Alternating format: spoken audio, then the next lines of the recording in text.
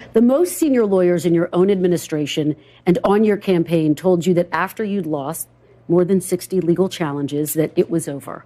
Why did you ignore them and decide to listen to a new outside group? Because I didn't respect them. You'd hired lawyers, them. Sure, but that doesn't mean, you hire them, you never met these people, you get a recommendation, they turn out to be rhinos or they turn out to be not so good.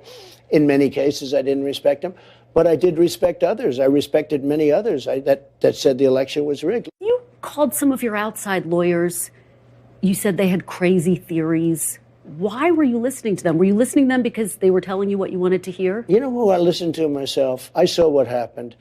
I watched that election, and I thought the election was over at 10 o'clock in the evening. You were listening to your instincts. My instincts are a big part of it. That's been the thing that's gotten me to where I am, my instincts. But I also listen to people. There are many lawyers. I could give you many books.